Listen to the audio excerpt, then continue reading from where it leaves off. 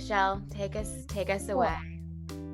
Okay, hi guys. I'm Michelle Stensby. I am founder and editor-in-chief of Girl Soup. And just to have a little rundown of what Girl Soup is, it's basically just an online publication that I created and had amazing help with. And it is sort of like a safe space for women and non-binary individuals to sort of shoot the shit and declare desires, which just means we just share our opinions on things that we deem important. And yeah, I'm super, super excited about this panel. And I'm super thrilled that Christy and Malika and everyone involved has organized it. And yeah, I'll pass it on to Christy, who's going to talk a little bit more about what we'll be doing today.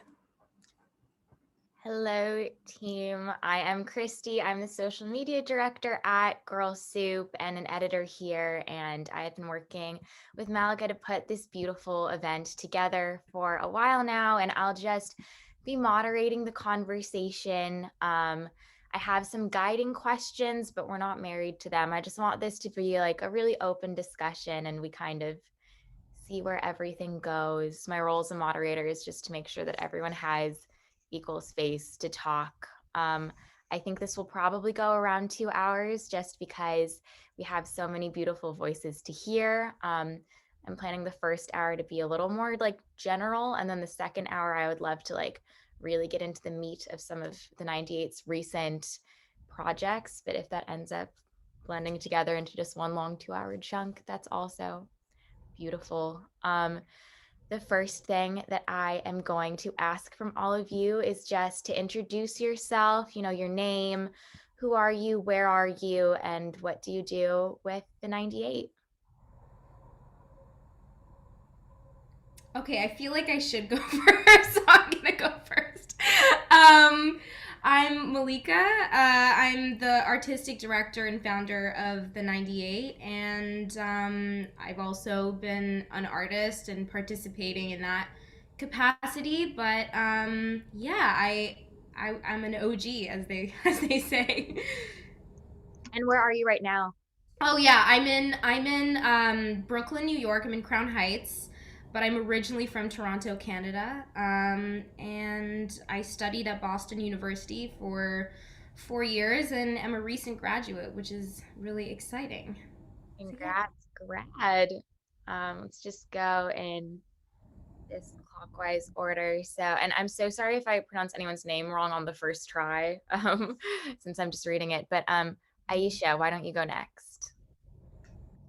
Hi, I'm Aisha. I'm based in London and I'm from London. I am a photographer as a sort of side thing. It's not my main thing. I have a job that I actually enjoy, but I do photography on the side. And my relation to the 98 group is it started in Paris in the Paris Exposition, and I've done 2 exhibitions with them now, Paris and London, and both were photography related. Yeah. Wonderful. Thank you so much. Karishma, why don't you go next?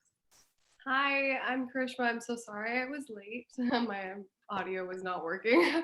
I'm based in Toronto and I am an interdisciplinary artist. So I'm kind of dabble in different mediums from photography to video, painting, graphic design, a little bit of everything. And I guess I came to the 98 through Malika. She's a family friend of mine and we've known each other for a long time. And I think my first 98 show that I participated in was Spiral, I believe. Yeah, so I've done Spiral and Illusion so far. Thank you so much. Let's now toss it over to Ruby. Hi, I'm Ruby. I am a painter and a multimedia artist based in Boston. I am my senior year at Boston University, so I met Malika through school and we just immediately started working on art together. I was part of 98 Light as my first one, and as far as like being a part of 98, I've been an artist in the shows. I've helped Malika with marketing, designing posters, helping like helping put shows together. I don't know. I feel like I've done a lot of different little things with Malika. I'm really happy to be here. Thanks for having I me. think your first show, Ruby, was 98 Identity. You're right. You're right. Yeah. It was. It feels like really long ago. Thank you so much, Ruby. Let's toss it over to Nyla. Hi, I'm Nyla. I'm based here in Brooklyn, New York. My involvement with the 98 started in September, I think, of 2020, and now performing for you. I'm a dancer, a recent graduate of the ALE School. That's pretty much it. I really enjoyed working with them so far, and I'm excited to continue to do more. Thank you so much, and it's nice to see you again. Hi. You too. Okay, let's pass it over to Charlotte. Hi, I'm Charlotte. I use she, her pronouns. I am a current junior at Boston University where I met Malika and Dana. And I'm an actor and a writer.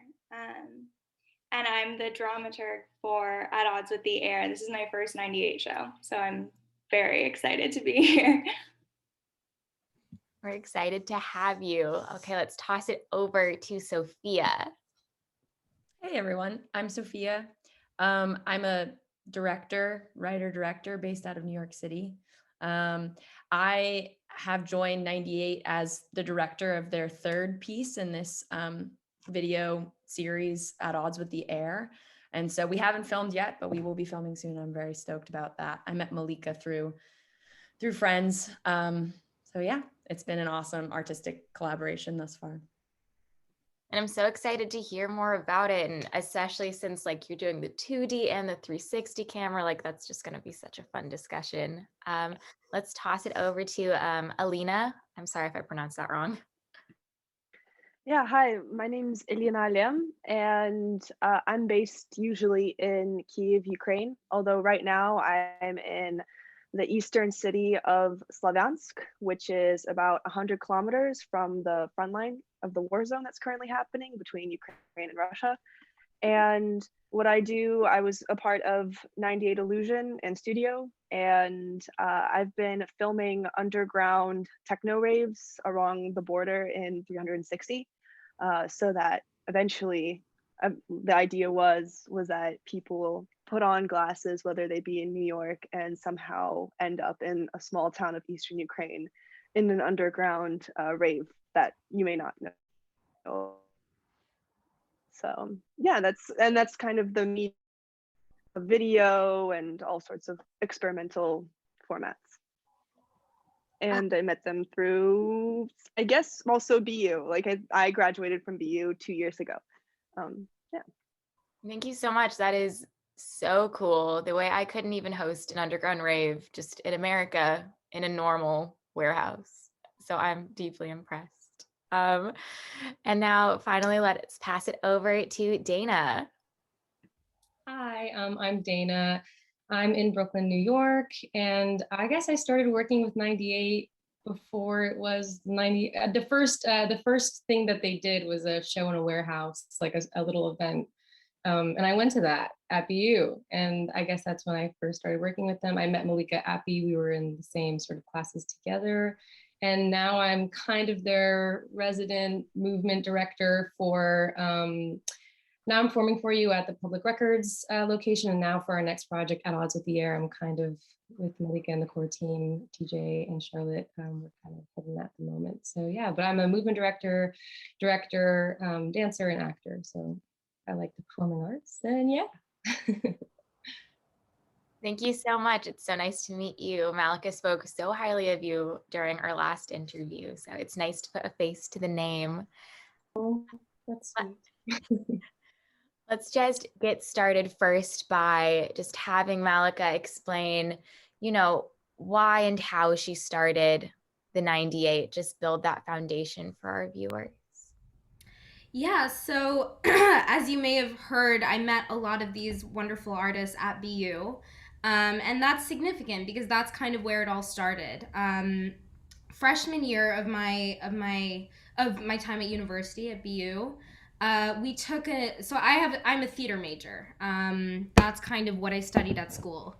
And we had to take a class called Locals, which was about a 3-hour chunk of free form time where anyone could really do anything, and it was just a time to be experimental. So, because, it's a bunch of theater people, it initially started with people getting up and doing, monologues, or maybe talking about, their feelings being in this new environment. And there hit a point in the semester where our teachers, who were sitting quietly in the back, just came forward and said, "It's time to raise the bar." And that was kind of when things changed for me, because my perceptions of experimenting and what is possible in a free form space just like totally blew up. And I got really excited. I felt energized and saw people experimenting and pushing themselves beyond the medium of theater. So then I started doing that, and then it became really collaborative, and we produced some really amazing experimental work. And then the class ended, and then that was it. And I couldn't really comprehend that, because so much boundary pushing happened and it just kind of disappeared then. And so I wanted a space or platform to kind of extend that experimental and interdisciplinary work to the community, and to just kind of offer that to the community, because I felt like that was so important. And at the same time, I had the amazing opportunity to travel and go to museums, and one of my favorite museums, which is the Victoria and Albert's Museum in London. I went and I saw a Pink Floyd exhibition there that totally blew my mind, because it showed me what was possible for a gallery, and that it could really become an immersive experience, and that you could use all these different tools to bring a very theatrical lens to a traditional space. And so when I came back to school, I called up some friends and I said, I really want to try, experimenting. And let's just like see if this is even going to be possible, if a platform or space like this, a community like this, can be possible. And that's when 98 Experiment happened, which is what Dana had mentioned, in an abandoned parking lot of a building of my school. And it was just such an amazing experience. It was like, I remember it like it was yesterday. It was, golden hour, and this top floor of the parking garage was filled with light and, music, and all these like pipes were on the floor, and an old car, and rusty old car, and like everyone was just kind of silent, but like moving, and some people were taking videos, and some people were drawing and dancing, and just like it was surreal, and it was everything I'd ever dreamed of. And that's when I think we all had a feeling that it was a good vibe. And so we just kept it going, and we kept it going under the brand of the 98. And 98 was the year that I was born, spoilers. But I just think it's like a really interesting, it's a symbol, because I think the perspective of people born around that time is really interesting to me, because you're straddling two millennia. And so you're not 100% part of the old generation, you're not 100% part of this like brand new generation. So it offers a really interesting perspective. And my fascination was trying to understand the moment that we're living in like a period sense. Like, how there's like the age of romanticism and the age of enlightenment and all these grand periods in history. And I was wondering if it's possible to understand the moment that we're living in now, while we're living through it, by asking overarching thematic questions. And so that's kind of what guided our shows after that 98 Experiment. And so since then, we've had 7 shows in Boston and in Oakland, California, and then we went to Paris and London, and came back to Boston, and then New York. And each show kind of asked an overarching question of this moment, where it was about identity. How do we identify ourselves in this moment? And how is that different from 10 years ago? How will that be different in 10 years from now? Or how do we find light and hope in this moment? What does process look like in this moment? All of these overarching questions. And we brought emerging artists, interdisciplinary emerging artists on board from anywhere, and this was open to anyone to join to answer that question and give us their unique perspective. And what was really amazing is now that we've had these 7 shows, it's kind of like we collected all this data. You know, there's a database of information about what this generation is all about. And what I learned is that we have a really interesting and bold and unique voice. And now that we have this kind of collective network from, you know, artists around the world, I think it's time to take that and push it even more. So we've done 7 immersive gallery shows, and now because of COVID, which kind of helped give us that push, to be honest, we did a virtual show, which was definitely a unique experience, and then we turned that show into like a hybrid show in Public Records NYC. And now what we're doing is creating a visual movement album. And I know that's a confusing term, so maybe a good term to start with is a dance album, but it's dance and movement, I think are slightly different things, and we are leaning more towards movement and expression in that kind of capacity. So we're making this 7-part series, which is called At Odds with the Air, and that's our current project. And then some other projects in the back burner, and Alina mentioned one of them, which was the potential, we're working on a documentary about this Shroom rave. So that's another project that's kind of like a slower process developing, but is also very, very present. Yeah. Bless, thank you. And just for like everyone's benefit, if you ever have something to add, if you ever want to jump in, this isn't school, jump in anytime. No need to raise your hand, just unmute and speak your truth, baby. Yes, especially because I was telling Dana, and Dana's heard this and TJ's heard this, but like this pitch has been transforming lately, so I've been stumbling over my words lately. So if there's anything I missed or any, you know, things I left out, please guys jump in and save me. Oh my gosh, I think there was no stumbling to be seen or heard. Let's on the more general sense, how does a 98 exposition typically come together? How do you fund your shows? How do you assemble your team? And you spoke already a bit on how you shape your concepts, but if there is more to it, anyone feel free to jump in that's been involved in this. I know this is another question that's probably largely about Malika's like shaping of the company. Yeah, I mean, I can definitely, I'll give it a little start and then hand it over, because I think it would be interesting to hear what other people's insights are on this whole process from different points of joining 98.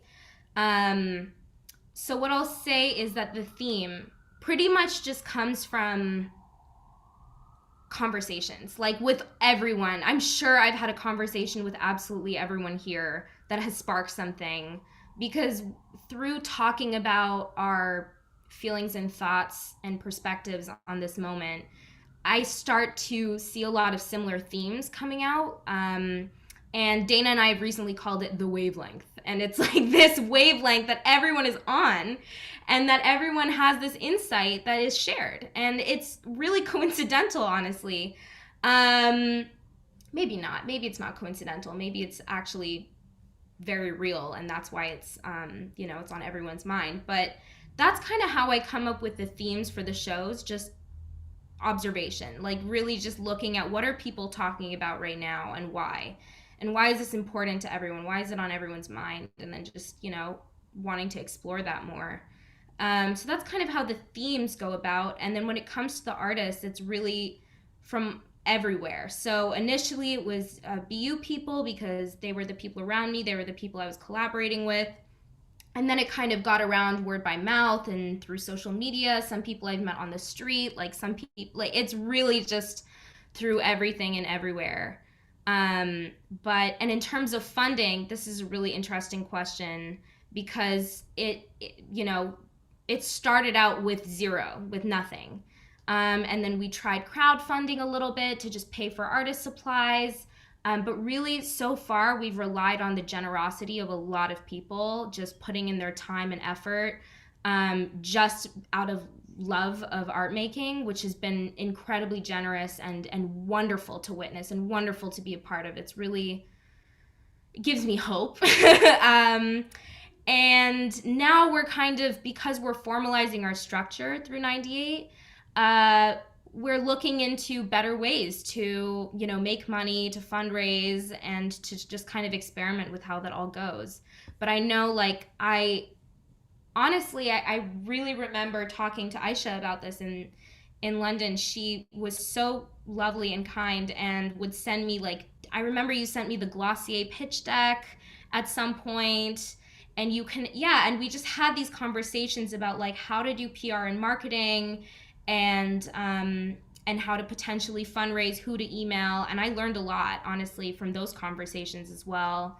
So that's something that's on that's, you know, and Ruby has also kind of, because she's been kind of a right hand person, for 98 over the last years. Like we've also had lots of conversations about, you know, fundraising and ways to do that. And right now we're working on a merch line together.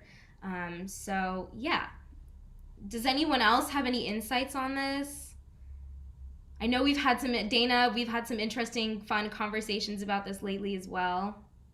Yeah, I mean, we're kind of looking into how to restructure business and like how we can make that our own. Malika's really been thoughtful and asking the questions about it, of how do we want like a contract to go without it being so like structured and sort of halting creative and artistic passion. So like making sure the business that we're doing is fueling our ultimate motive and message. So how do we fundraise? How can we give back to the community through fundraising? What can we offer as artists to make that transaction? And right now we are working with quite a few small businesses with At Our Odds with the Air, and partnering with them in a really like collaborative and open communicative way. So I think that's the part of the fundraising that makes me excited, is that we're trying to just sort of break down the systems that are known to business and sort of figure out how we can sort of build them back up for a new future, which is kind of the core of 98 in my mind. So yeah, I guess that's that. At the beginning, we were really scrappy. I mean, I feel like we had to be. I remember, I mean, the first time I ever met Malika was at a house show in Allston, in Boston. And like, I think when we first started talking about how to fundraise, we like wanted to throw events that people would come to and, you know, pay $5 to get in and have an experience, and use that money to fund different things. And we would do like smaller art shows that we would charge $5 at the door. And then we also did collaborations with houses who would host bands and whatnot. And so it's funny, like how it started, collaborating with you know, houses that had shows and getting people to come there, to now you guys working with businesses and collaborations like that. But it started really scrappy, but you know, that's how you build something. So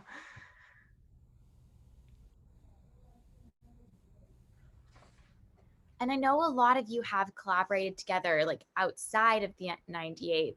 Specifically, of course, like Charlotte had worked on Bella Luna, which was part of Malika's thesis project, and I'm sure that extends far beyond. How does that external collaboration feed into 98's shows? And at what point does an idea become a 98 idea?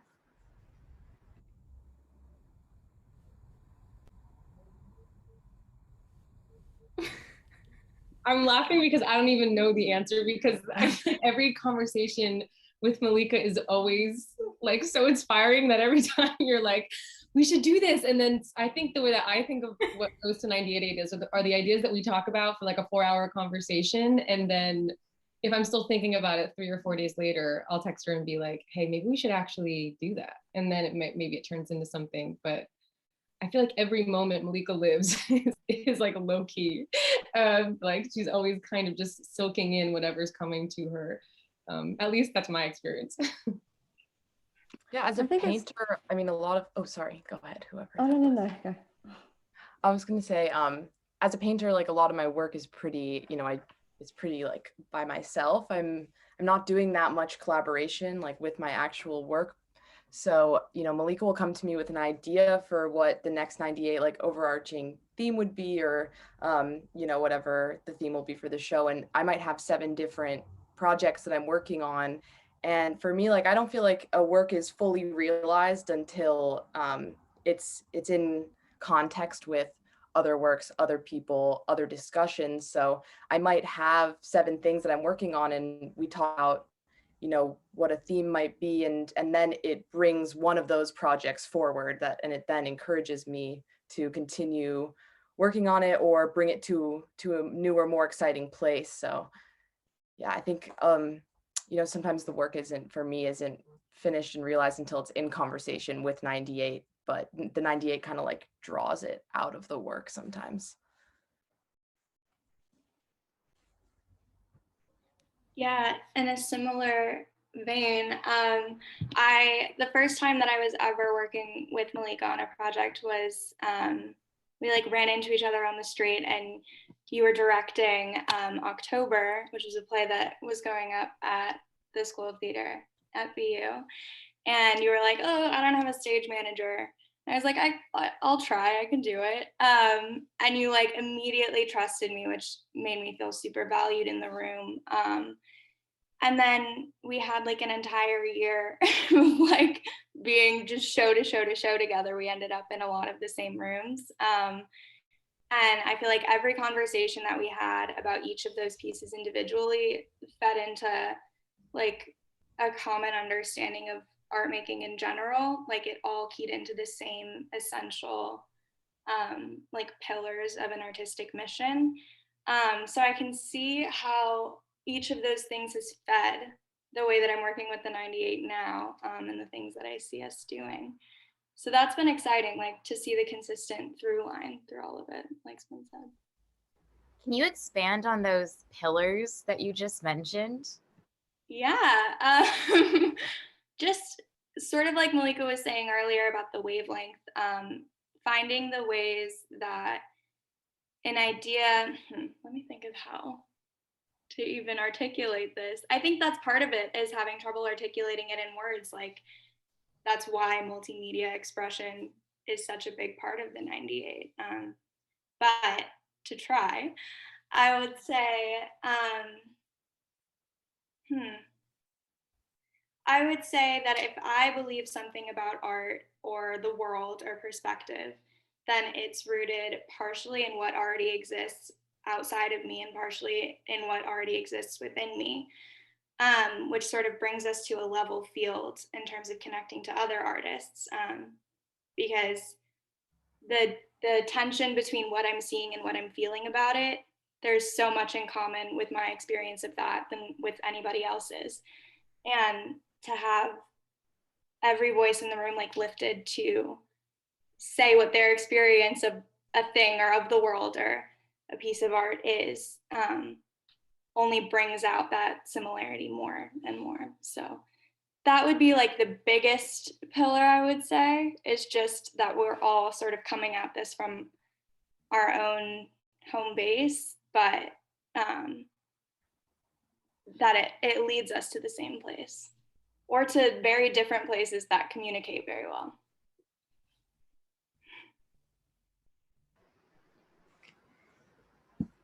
I'd now just like to pivot to movement, because it was something that was mentioned earlier and is so important to the current work that you guys are doing and all of the work you guys have done. I know specifically that Malika and Dana have really interesting thoughts about like what is movement, theories of movement, and I would also love to hear from Nyla or anyone else how movement comes into play in the 98's work and just kind of their thoughts about movement and expression through movement in general.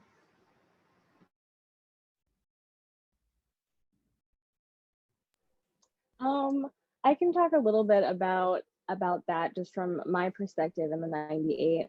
I feel like during this whole process of being a part of 98, it's been very, very collaborative, and I've never really been in a space past my like schooling where like it's that collaborative and not like just taking direction and following it and I have no creative input. And that has been the best thing for me, and being able to see that I could ever imagine, and just being able to put my own like movement into something. Like if Dana is choreographing something and then like I will like do something, then she'll always be like, oh, that was cool, maybe we should try that. And I always think that's like the coolest thing, when somebody that is like directing me is inspired by something that I'm doing.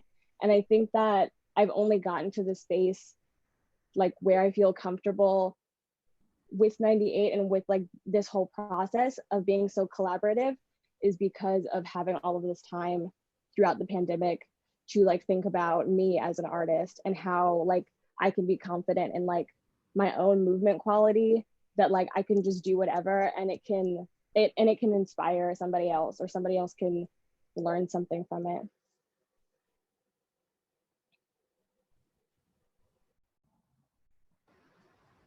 And Dana, I know you say movement is like a pair of jeans is something that Malika mentioned to me before. I would love for you to expand on that theory and that concept.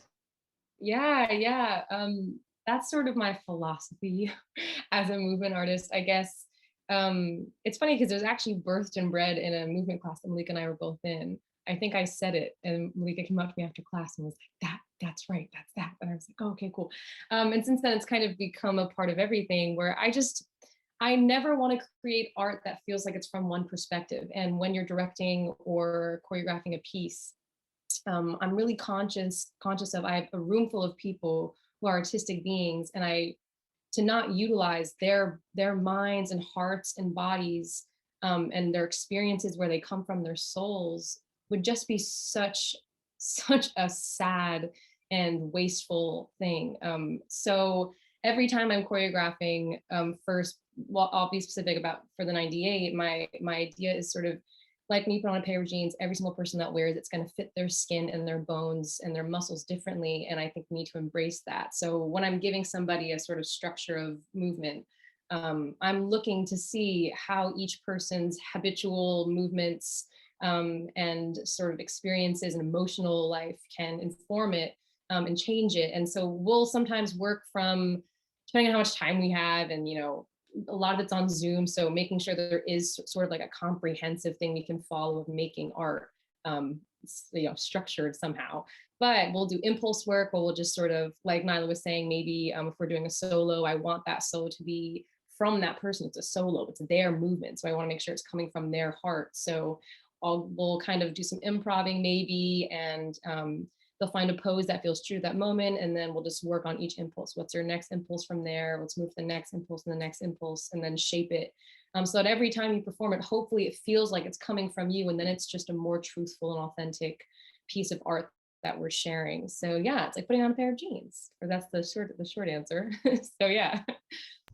And I think that translates beyond, and I think Dana would agree with me, beyond just the relationship between a movement director and a dancer. Like, I think it's so true for our team, and a lot of people, like, Sophia and Karishma, we are also all collaborating, and we didn't go to school together, like we didn't do movement training together, but yet I think the reason that movement is so important for, if we're in this state of remote collaboration, like movement is a key to kind of breaking down that barrier, because it's a universal language.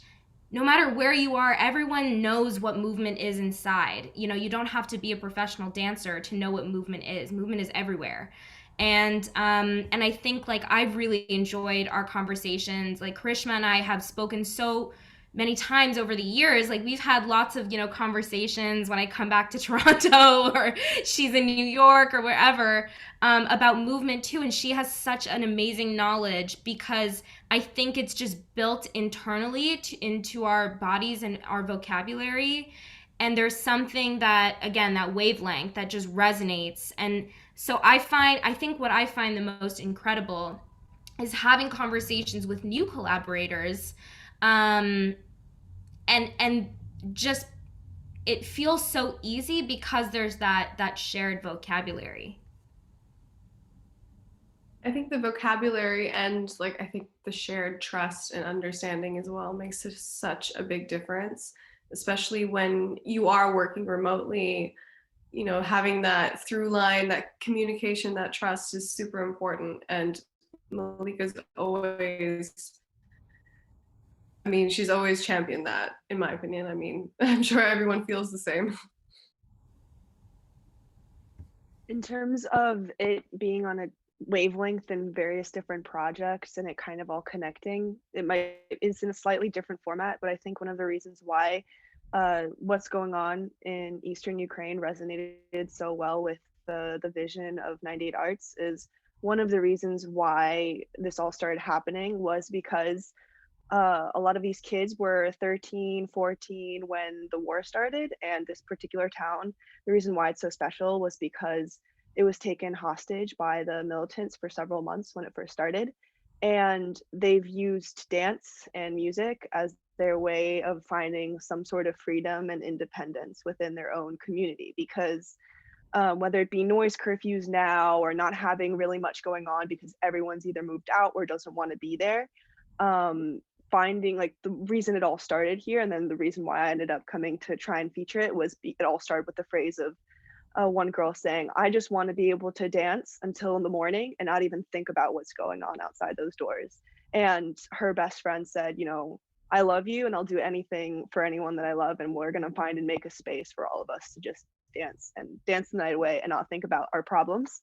So this idea of movement and connectivity really, I think, resonates in all sorts of aspects, whether it be in the US or Canada, whether you're isolated because of Zoom, whether you're isolated because you're in this small town in the middle of nowhere, essentially. It's really cool to see how it all connects.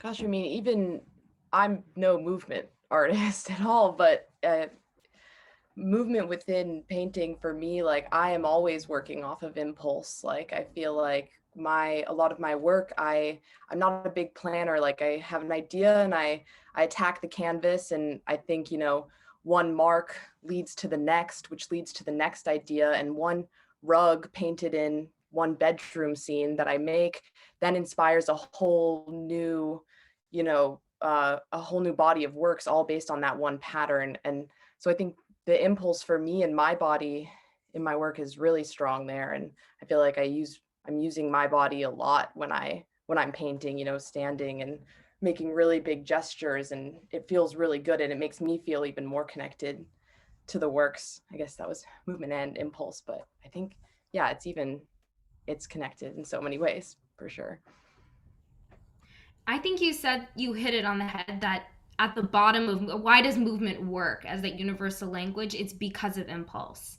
It's 100% because of impulse. And I think there's this idea around galleries, like regular white box galleries, that kind of is like a hyper processed impulse. And that's why we feel like we can't touch the art or we can't cross a line, you know? But that's why I think 98 has worked so far, because it is 100% impulse. And that's the environment that I want to create when people walk around. I want them to feel impulses left and right that they can follow, that they can join in someone else's impulse or create their own impulse and know that it's a safe environment to do so. And that's also why, like, whenever we've taken artists on board, I always have a talk with them, a kind of meeting, and I tell them, like, you can show up the day before. You don't even have to tell me what the piece is. Or you can tell me a lot, like whatever you need to follow your impulses. And I think that has given rise to the most incredible work.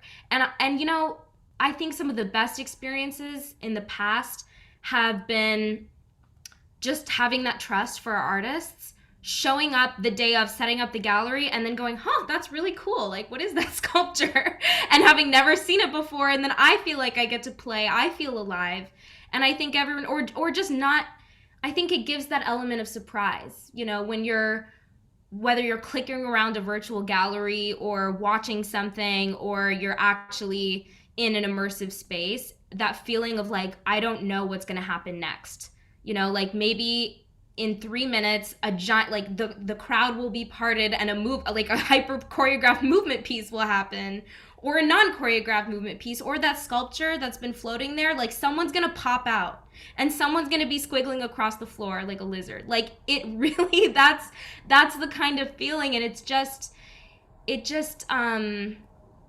it feels very alive, and very cool. And then also like the product after. I remember Aisha in 98 Spiral, you were taking I mean, it was the most cool, like you completely DIY'd that photo booth.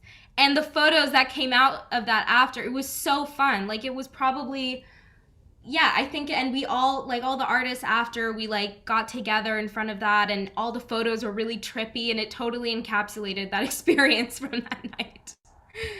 I think definitely what you just said about standard spaces being so confined. In both shows that I worked with you in, I wanted my pieces to have movement, and I wanted to encourage people to move with them.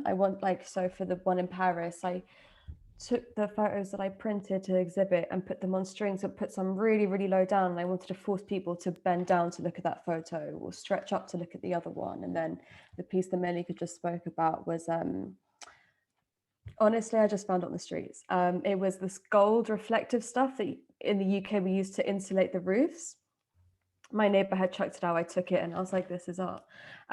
Cut it up and had them move, and then had a tripod and put that on a slow shutter setting, and then captured people's movement throughout. And I really encouraged everyone.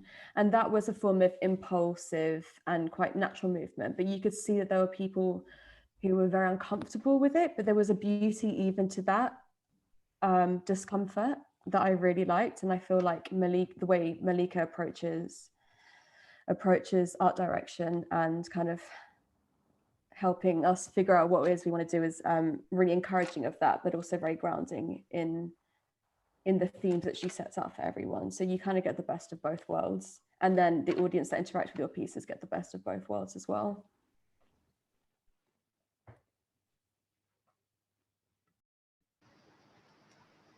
And you are such a group of interdisciplinary artists, is something that obviously we have spoken about before, but it really comes across when you speak about the art that you make and your process. And I was just wondering, when you have a role within a 98 installation, or really any type of showcase, do you find yourself having to compartmentalize the different parts of your artistry, or do they all come together? You know, when you're doing photography, is there a way to bring in your dance? When you're acting, do you bring in your painting, etc.?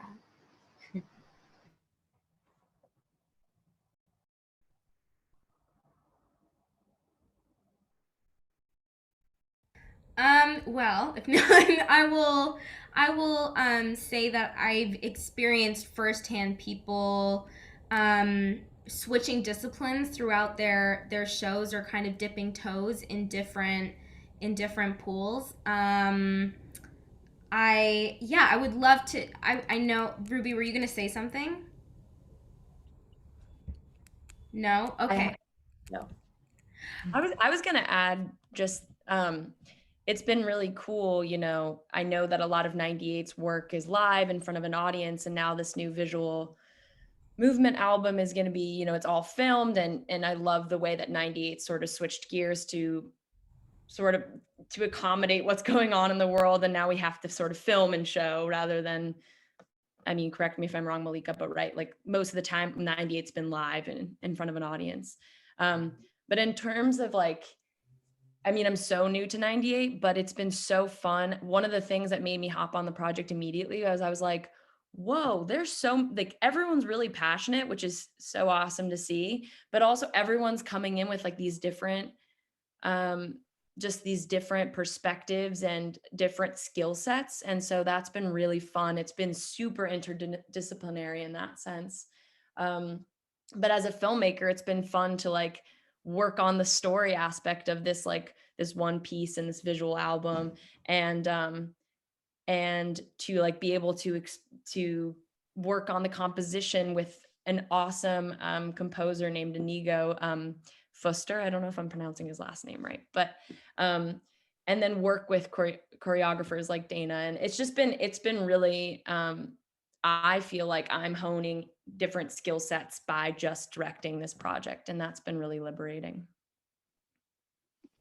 I will say that as an artist, I think I personally have an impulse to compartmentalize sometimes when I enter into a project, as like, for example, if I have interdisciplinary skills, but I'm working on, let's say, a photography project, I'm going to like focus on my photography skills. And then slowly but surely, everything I've ever known about the world and art like makes its way in, whether I'm trying to let that happen or not. And I think the more I am sort of growing up and learning as I go along, creating stuff, the more that I resist the other things I know to influence what I'm doing, the worse it comes. Like the more frustrated and hard the project becomes, and the more I allow other influences and especially other voices. I think the collaborative spirit of 98 lends to that, like exactly how Sophia was just saying, that every single project has so many different hands in the pot of different art that you're producing. So I think inherently, like even if you are just making a piece of art in your home away from everybody, the sort of energy of the show you're going to be entering into is kind of influencing, for me at least, whenever I've made something, it influences how I want it to communicate to other pieces in a way. Like if I'm making, I think I made an audio thing for a show once, and I was like, well, around different paintings and different art, how do I want that to be influencing as people walk around? I think that's sort of the mindset that you kind of can't let go of in a really positive way. It's so great. It's so great. Yeah. And I think that also lends itself to being able to hop between disciplines or push into different disciplines. That's always been really important to me, because and just creating a space where you don't have to be perfect. You don't have to be perfect at one discipline. It's like you can just try.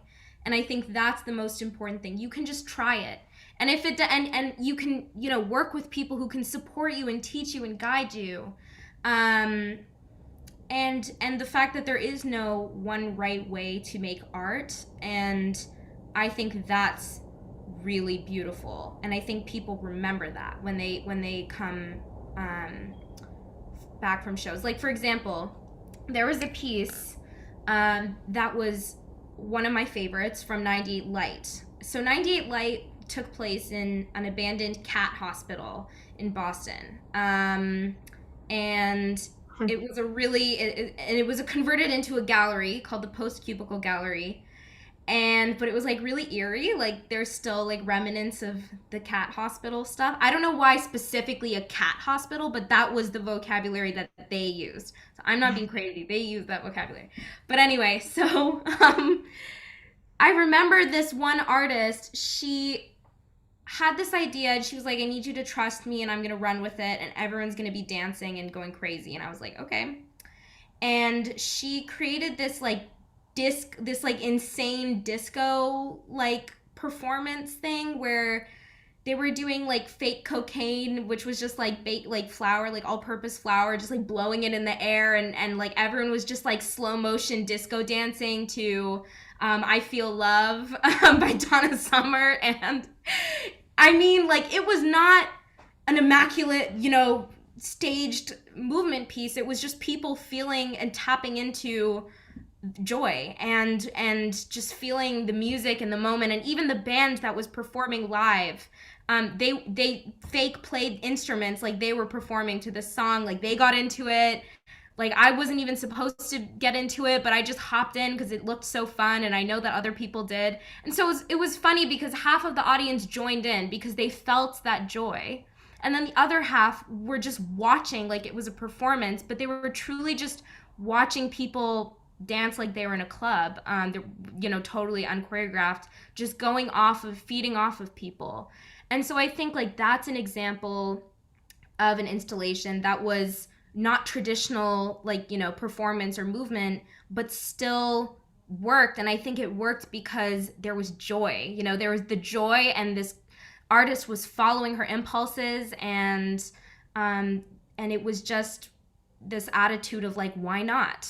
And when you really say, pardon my French, but when you say fuck it and just go for it, some really amazing stuff can happen. And it's just that energy of risk that I think translates. And so I think my favorite part of 98 is when people push themselves past what they think they are good at or what they do. And then they discover new things and they just live on this high of like trying something new. I totally agree. I feel like you've created this space that is so non-traditional and so egalitarian in that, you know, everyone is participating and everyone is connecting. And I feel like it's just, it's revolutionary in that it's so different than what we, you know to be the traditional art world. Like you're really like, there's no rules. And I think that makes it so great for all of the artists as well, because you kind of give us free reign and we really don't feel boxed in. So I think it's amazing. Yeah, I'll just say, oh, sorry. Go for it.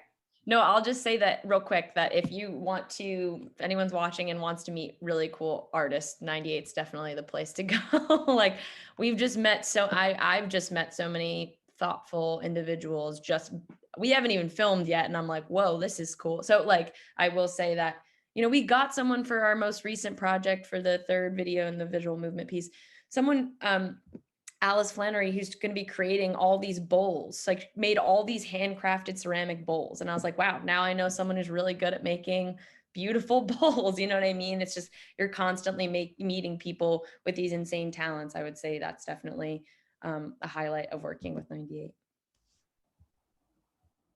Yeah, Alice, who's making the bowls, has been my friend since we were like in kindergarten. And when Malika and Dana like mentioned the idea for the piece to me, I was like, oh, I totally know someone. And it's always that energy of like a parade going down the street and you're like, who wants to come walk with us? Like it's a good vibe.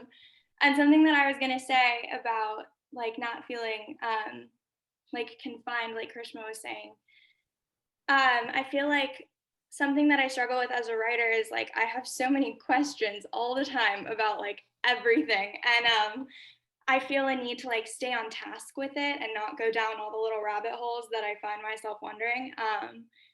And as the dramaturg for this project, Malika's like, what are your questions, and really has encouraged me to like really flesh out. If I'm wondering something, I can't be the only one who is. So like, why is this person here? What grows in this landscape? Like what kind of architecture exists in this place? And how is it all relevant? So a lot of different parts of the brain all kind of firing at once. It's exciting.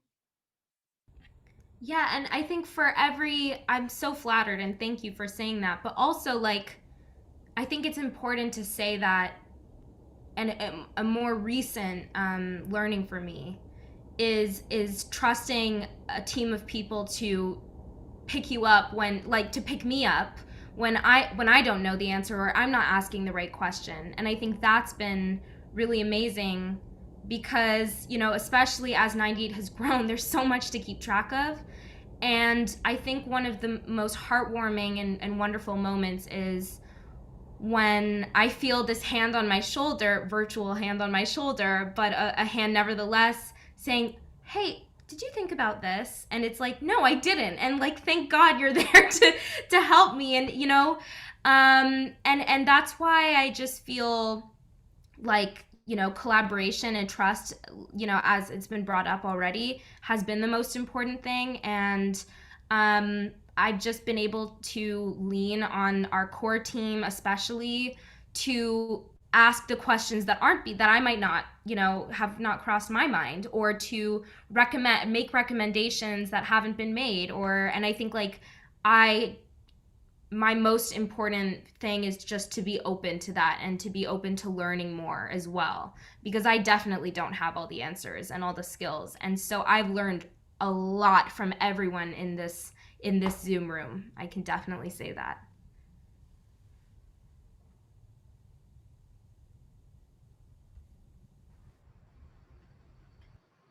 I loved everything that just happened here so very much.